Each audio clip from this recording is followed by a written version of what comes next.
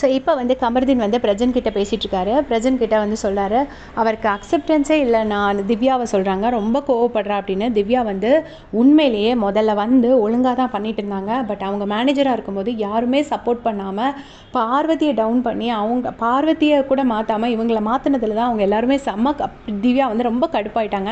ஆக்சுவலாக அந்த இடத்துல இருந்து பார்த்தா ஒரு 30 நாளாக பார்வதி என்னெல்லாம் பண்ணிட்டு இருந்தாங்களோ அது எல்லாத்தையும் இவங்க எல்லாருமே பொறுத்துட்டு இருந்தாங்க. ஆனால் திவ்யா வந்து தான் போல்டாக பார்வதிக்கு எகெயின்ஸ்டாக நிற்கலான்னு ஒரு தாட்டே இந்த மக்கள் மத்தியில் விதைச்சாங்க. ஆனால் அதுக்கப்புறம் இவங்க எல்லாரும் அந்த திவ்யா கொடுத்த தைரியத்தை எடுத்துக்கிட்டு திவ்யாவுக்கு எகெயின்ஸ்டாகவே போனதில் அவங்க ரொம்ப வெக்ஸ் ஆகிட்டாங்க, அப்செட் ஆகிட்டாங்க. அதனால தான் அவங்க இவ்வளோ கோவமாக பிஹேவ் பண்ணுறாங்க. அந்த ஃபஸ்ட் டே அந்த ப்ராங்க் ஃபைட்டப்போ கூட கமருதீனோட பேர் கெட்டு போயிடக்கூடாதுன்னு சொல்லிட்டு தான் அவங்க கமருதீனை தான் வந்து கூப்பிட்டு இது பண்ணாங்க. என்னடா பண்ணுற, தெரிஞ்சு தான் பண்ணுறியா, உனக்கு நெகட்டிவ் ஆகிடும்னு உண்மையிலேயே ஒரு ஜென்யூன் கேரோடு தான் கமருதீன் மேலே இது பண்ணாங்க. ஆனால் அதுக்கப்புறம் அவங்க ஒரு மாதிரி ஃபர்னஸ் மாதிரி ரொம்ப கோவப்பட்டதில் கமருதீனுக்கு வருத்தம் வந்துடுச்சு. ஸோ அவங்க பக்கமும் ஒரு நியாயம் இருக்குது, இவர் பக்கமும் ஒரு நியாயம் இருக்குது. இவர் என்ன பண்ணார், கமருதீன் வந்துட்டு பிரஜனா கிட்ட சொல்கிறாரு, ரொம்ப எதுவுமே அக்செப்டன்ஸ் இல்லை. நைட்டு பேச போனால் ஸோ உங்ககிட்ட யார் பேசுவான்னு இப்படிலாம் சண்டை போடுறா, பட் எப்படி பேச முடியும், தான் கரெக்டுங்கிற மாதிரி நிற்கிறாங்கிற மாதிரிட்டு கமருதீன் வந்து பிரஜனா கிட்ட கம்ப்ளைண்ட் பண்ணுறாரு.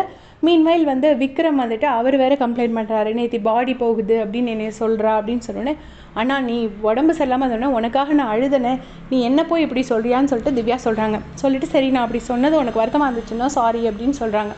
ஆனால் விக்ரம் வந்து அந்த சாரியெல்லாம் அக்செப்ட் பண்ணுறதுக்கு ரெடி இல்லை. அவர் பார்வதி சாரி சொன்னால் உடனே அக்செப்ட் பண்ணுவார்.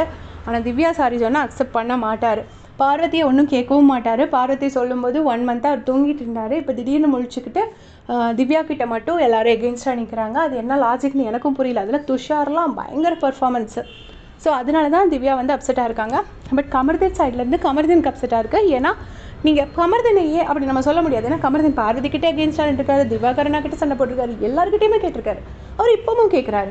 பட் விக்ரம் துஷார்லாம் என்னென்னா 30 days ஃபுல் தூக்கம், நல்ல தூக்கத்தில் இருந்தாங்க. திடீர்னு முழிச்சு திவ்யா கிட்ட சண்டை போட்டுட்ருக்காங்க. அதான் அவங்க 2 பேத்துக்குள்ள டிஃப்ரென்ஸை.